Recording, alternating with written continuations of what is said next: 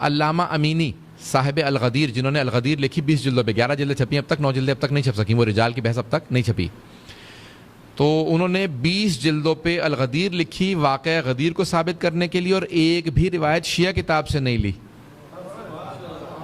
الغدیر پوری کتاب لکھی اہل سنت کی کتابوں سے کہ 20 جلدوں میں ثابت کیا کہ غدیر خم کے اندر رسول خدا نے علی کی ولایت کا اعلان کیا۔ ان کا ایک پاؤں لنگڑا کے چلتے تھے، پاؤں خراب تھا، وہ خود کہتے ہیں کہ میں حرم امیر المومنین میں نجف میں رہتے تھے، بچپنے میں نجف چلے گئے تھے، پوری زندگی نجف رہے تھے، الغدیر لکھ رہے تھے، مجتہد بنے تھے، پوری زندگی گلا دی تھی حرم میں خدمت کرتے ہوئے، نماز وہیں پڑھاتے تھے، الغدیر لکھ رہے تھے۔ وہ کہتے ہیں کہ شب جمعہ میں حرم میں زیارت پڑھ رہا تھا، جناب امیر کی زیارت پڑھی، اس کے بعد زیارت وارثہ، شب جمعہ میں مستحب ہے امام حسین کی زیارت، کہا میں نے جناب امام حسین علیہ السلام کی زیارت پڑھی، 2 رکعت نماز پڑھ کے میں گھر جانے والا تھا، اچانک دیکھا کہ ایک آدمی جو اپاہج تھا وہ بھی اسی طرح سے لنگڑاتا ہوا آیا، زری پہ ہاتھ رکھا، ایک بدو عرب، اس نے کہا یا علی کل صبح تک میرا پاؤں ٹھیک ہو جائے نہیں تو میں آپ کو مارنا چھوڑ دوں گا۔ علامہ امینی کہتے ہیں میں گھر جا رہا تھا، رک گیا دیکھنے کے لیے کہ کیا ہوتا ہے۔ آپ کہنے لگے کہ جس طرح سے اس نے مانگا ایسا جیسے کوئی قرضہ دے کے گیا وہ ادھار واپس مانگ رہا ہو، میرے پیسے واپس کرو۔ میں نے دیکھا کہ اس میں کوئی ادب نہیں، مانگنے کا کوئی سلیقہ نہیں، پھر اس کے پاؤں کو دیکھا گارا لگا ہوا ہے، اس کا مطلب ہے وضو بھی کر کے نہیں آیا، گارے سمیت ایسے آ گیا۔ پوری رات اس کو دیکھتا رہا، قرآن پڑھتا رہا، دعا پڑھتا رہا، لیکن دیکھتا رہا یہ کیا کر رہا ہے، پوری رات کبھی سو رہا ہے، کبھی ادھر اس کو دیکھ لیا اس کو دیکھ لیا، نہ کوئی دعا پڑھی، نہ کوئی زیارت، نہ قرآن، کچھ نہیں۔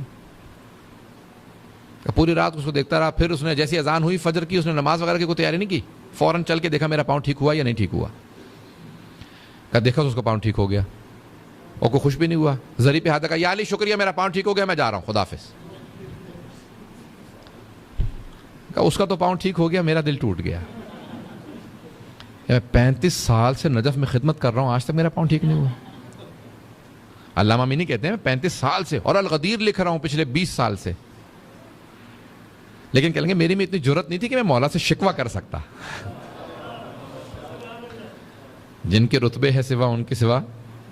منزل ہے، اب ان کے رتبہ ان کا مختلف تھا، بہت بڑے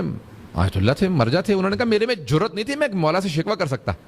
میں نے نماز فجر پڑھی، زری پہ آیا دوبارہ، کا مولا اجازت ہے میں گھر جا رہا ہوں، اجازت لی، پھر زری پہ پشت نہیں کی، بڑے ادب کے ساتھ میں گھر گیا، تھوڑی دیر سو لوں، پوری رات جاگتا رہا ہوں۔ اب میرے دل کے اندر بس وہ ایک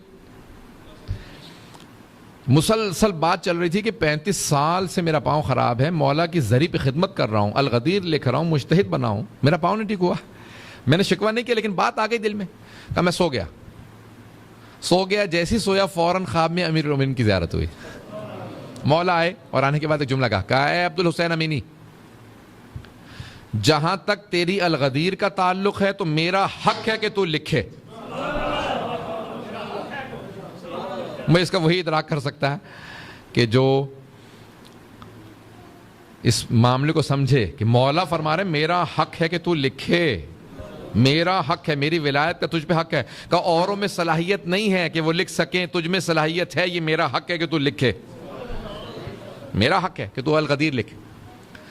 نمبر 2، جہاں تک تیرے اجتہاد کا تعلق ہے آخرت میں بہت بدل ہے، اور الغدیر کے بھی بدلے میں تجھے میں آخرت میں جو کچھ ملے گا دنیا میں تو سمجھ ہی نہیں سکتا، لیکن جہاں تک تیرے پاؤں کا تعلق ہے تو جانتا ہی نہیں ہے کہ اس بیماری کا آخرت میں بدل کیا ہے۔ اگر میں تیرا پاؤں ٹھیک کر دوں، اور میں طاقت رکھتا ہوں، ولایت رکھتا ہوں، میں ولایت رکھتا ہوں تیرا پاؤں ٹھیک کر دوں، لیکن نہیں ٹھیک کر رہا کیونکہ تو جانتا نہیں ہے آخرت میں بدل کیا ہے۔ اور سن،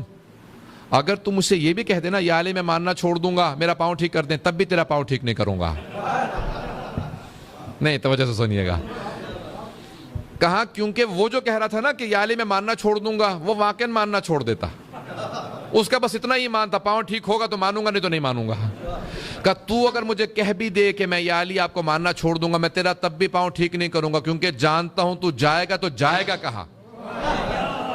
یہاں ناراض ہو کے باہر نکلے گا، وہاں پھر واپس آ کے مجھ سے معافی مانگے گا، یا علی جسارت ہو گئی مجھے معاف کر دے۔